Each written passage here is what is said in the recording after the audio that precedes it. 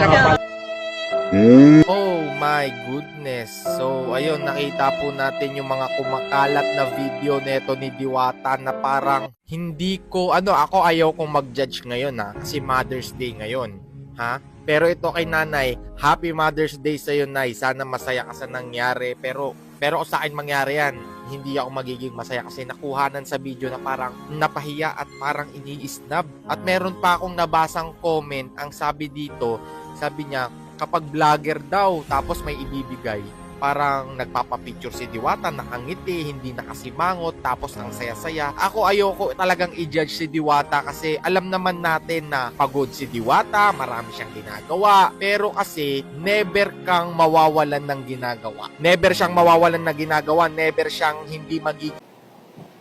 Ayan, magandang hapon po sa ating lahat. My name is Deo Balbuena, ang tunay ko pong pangalan. At kilala po ako bilang isang Diwata Pares. Nandito po kami para mag-file po ng COC para po sa vendor party list at isa po ako sa mga nominado. So maraming salamat po at magandang hapon ulit sa ating lahat.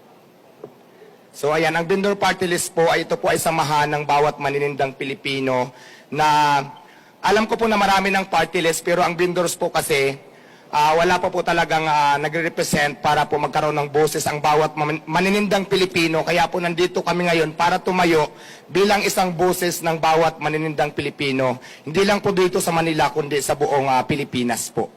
So, ang kasama ko po ay ang aming founding chairman. Nandito po sila. Kasama namin si Tita Malolipana, Sir Lawrence Pisigan at si Ma'am Cheryl.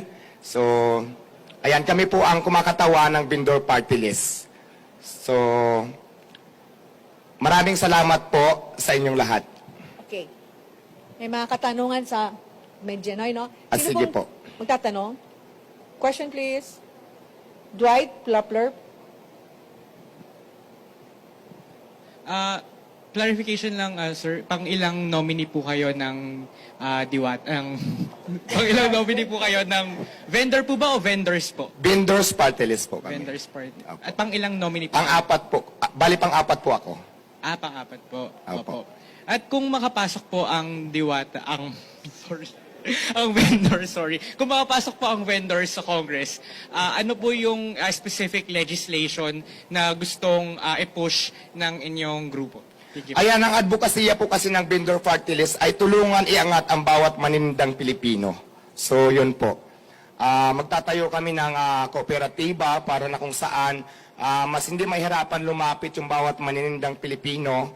Tapos, mayroon din kaming gagawin mga advokasya namin na yung mga vendors na kailangan natin iayos, lalo na po katulad sa akin, dati lang po ako street vendors, doon po, yun po ang isa sa mga tututukan ko din para po, yung walang mga pwesto, pwede natin tulungan para magkaroon ng mga pwesto, abot lang din sa kanilang makakaya.